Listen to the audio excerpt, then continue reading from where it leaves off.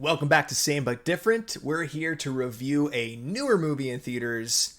I'm Derek, and I'm Brody. yeah! And we're two brothers here reviewing movies, and we are reviewing Guardians of the Galaxy Volume 3. So if you're into movies and you like talking about entertainment and stuff, new and old, like the video, subscribe to our channel, and you'll have a lot of content to watch. Promise. And we're cool. That sounded so far away. Like, hey, and we're cool. That makes it better.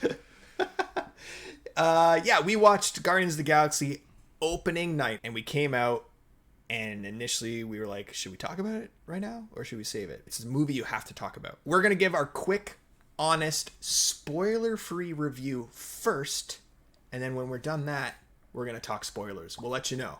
Yeah, we'll scream, spoilers, get out of here, idiots. Yeah, we'll call you idiots and degrade you so you can leave. So it brings them back, right? Yeah. All right. Initial reactions right out of the theater. Brody, what did you think about the movie?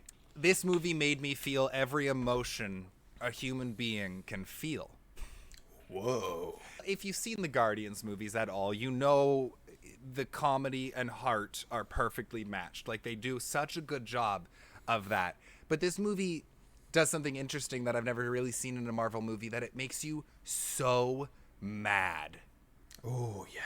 This movie made me so angry. And you're supposed to be not angry at the movie, angry about what's going on, right?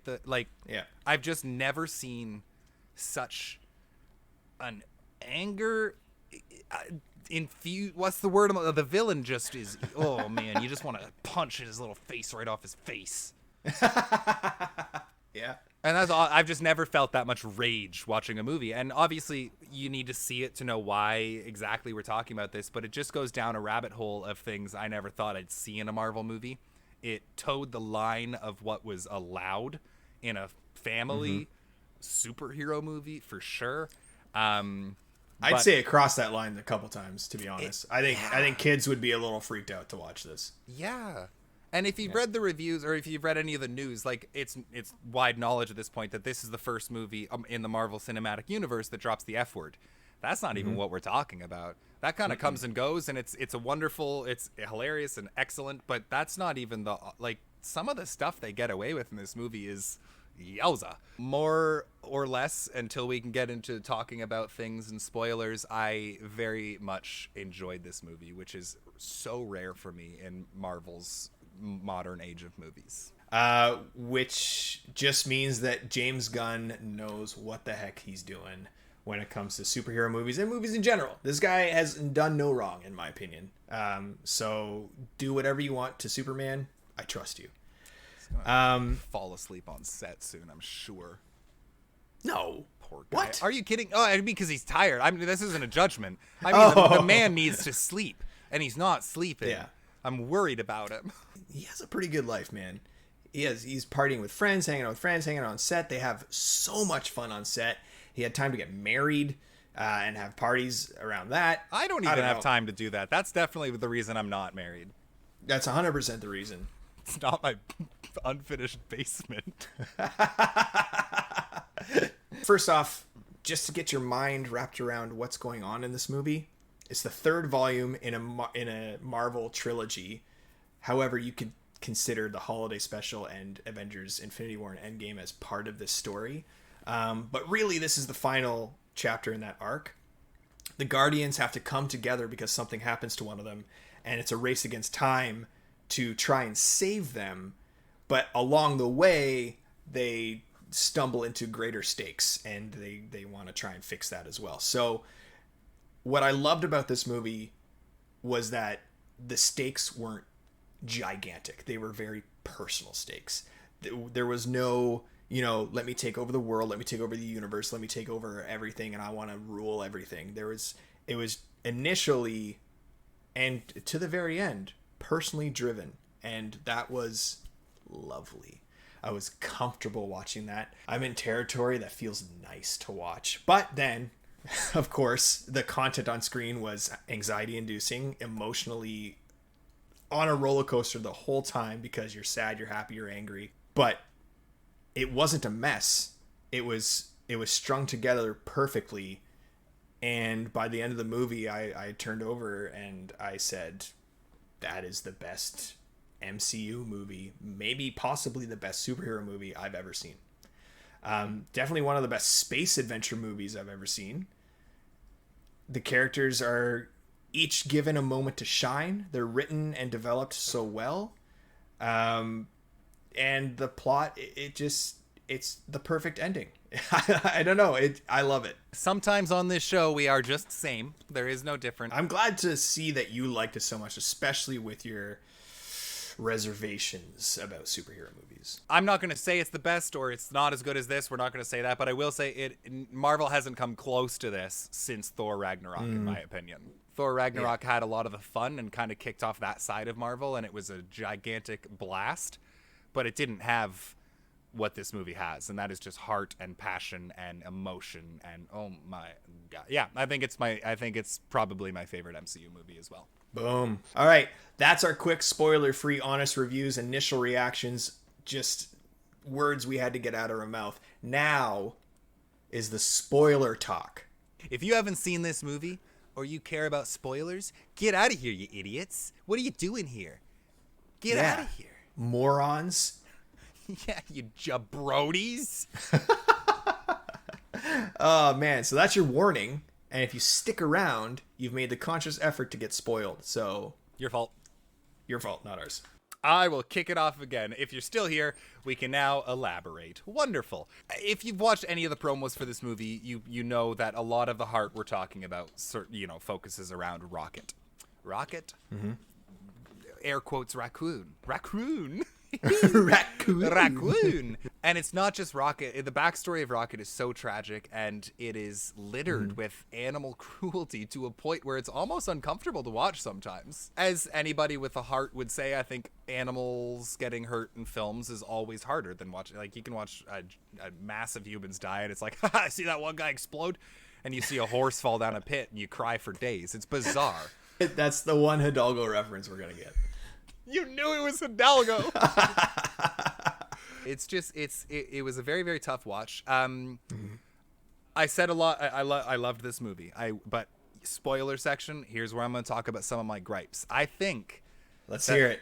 I think they focused on the Rocket stuff so much to the point where you kind of knew he was going to be okay. And he was. Spoiler alert, he doesn't die. I don't need to say spoiler alert, the spoilers. But they just kept cutting back to it and making it so tragic and really, really, really, really focusing on it to the point where they weren't going to do that. I almost knew they couldn't because it was too sad at that point.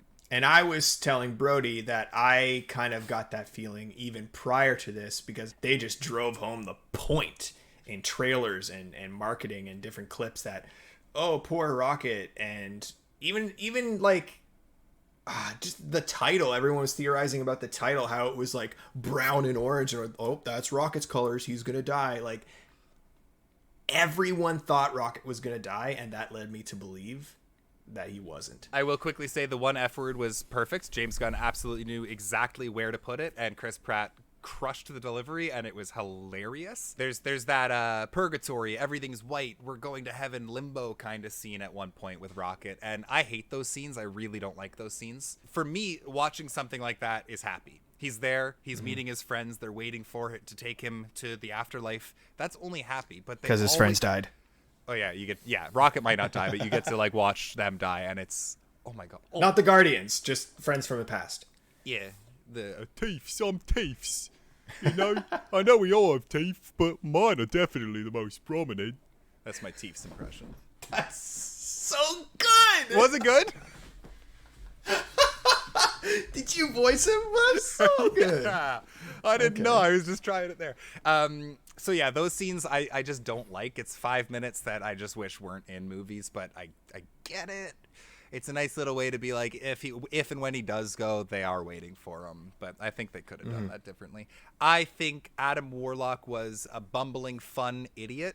And I liked how it was a really, really, really wonderful finale. But I wish that somebody died. The whole thing with when Star-Lord is he makes the jump and he doesn't quite make it, and he starts to freeze in space, and his face explodes, and you pretty much see him die.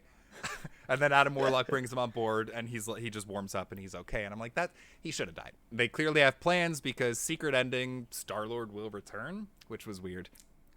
Yeah, apparently there's a comic storyline where Star-Lord just goes on his own independent solo journeys, so they may just do Star-Lord movies now. More or less, it was a phenomenal ending. I like when Marvel actually can end things. So I told Derek I gave this a 10 out of 10 in terms of being a Marvel movie. I would give it an 8 out of 10 as a movie.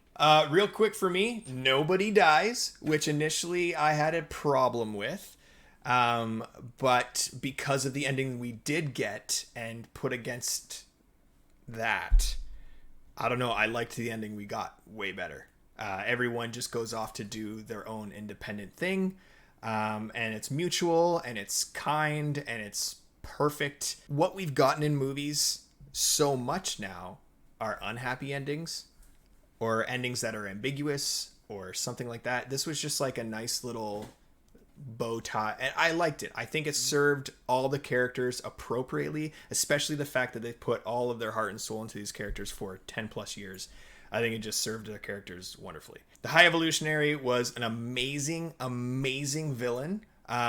He was calm and collected and threatening for the longest time, and then he's just surrounded by who he considers idiots that just eventually send him over the edge, and he literally explodes. And his drive was to perfect creation, rather than rule over it or anything like that. He just wanted to make things better, but like in an evil way. Adam Warlock, yes, I wish they saved Adam Warlock for another Guardians movie where he was initially the bad guy but didn't understand why he was the bad guy, because he's supposed to not understand good and evil at first, or right and wrong at first. He's supposed to learn that over time, and he still is, but they went the route with bumbling idiot instead of like this superpower dangerous person. And you said there should have been this scene with, you know, when he loses his mom, there should have been that conversation between him and Star-Lord, because Star-Lord lost his mom. That would have been an amazing scene, and credit to you for thinking of that, because that's incredible writing. Just needed 2 minutes, because they kill Adam Warlock's mom, and then doesn't even get mentioned or dwelled upon, or there's not a reaction to it. Just happens, moves on. Everybody gets their time to shine. Like the smallest character, Cosmo, Kraglin, up until the biggest character, Star-Lord. Everyone gets a perfect moment, if not more than one moment, to demonstrate emotion or just coolness. Like it was such a tight-knit cast of vagabonds that all got a perfect moment to shine. The hallway battle scene, all in one CGI shot, was incredible, and my jaw dropped to the floor the whole time. Always, hallway battle scenes are always the best part of the movie. Yeah, and James Gunn delivered on this. I think Drax was at his best in this movie. Out of all the movies he's been in, I think he was at his best in this movie. Is at his funniest, and best acting. I learned something today about the ending where Groot, as an audience, we get to hear Groot say, "I love you guys." Yeah. He didn't say, "I am Groot." Gamora, who is our past Gamora and doesn't really like people, and she's kind of a dick, but turns out to be cool. She doesn't know what Groot's saying. Everybody else understands Groot, but Gamora doesn't know. Every time he says, "I am Groot," she's like, "What the fuck is happening?" I know you are. Yes. By the end of the movie, he says something, and she responds to him. And she doesn't realize at first. She's like, "Whoa, wait a minute. I understand you now." And the intention behind hearing Groot say, "I love you guys," is for the audience to now understand Groot. That's really cool. The Guardians sitting around him just heard "I am Groot," but for sure. Understood "I am Groot," but understood "I love you guys." And now we, as an audience, in the last movie, in the last pretty much scene, understand Groot saying "I love you guys." And I think that was so inclusive and amazing for James Gunn to do that, man. That's really cool. It's like he put a babblefish from Hitchhiker's Guide into our ears. Exactly. That's really cool. 10 out of 10 Marvel movie. I mean, I'm riding high right now. This may lower, but I'm going to give it a 9 as a film. I knew you were. I'm going to give it a 9. Yep. There is no God. That's why I stepped in is the best quote in the entire universe. That might be one of the best quotes in a movie I've ever heard. Also, I have no idea how they got away with it because that's pretty bold to say in a Marvel movie. But it's because it was the bad guy saying it. Yes, there's a lot of animal cruelty. There's child trafficking.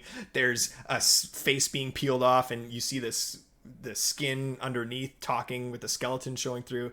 There's some brutal stuff in there. Arms getting broken. A family just holding each other goes, goodbye. It's quite heavy. If you're still around, if you've seen the movie, let us know what you think in the comments below. We'd love to discuss it with you. We always respond to our comments. And if you liked the review and if you want to see more like this, subscribe to the video, like the video, and stay tuned for more stuff because we're always going to be releasing entertainment, anything. Movie reviews, news, everything entertainment. We love it. We love you guys. Thank you so much. This has been Same But Different. See you tomorrow, jabronis. You morons. Ha! I know we all have teeth, but mine are definitely the most prominent.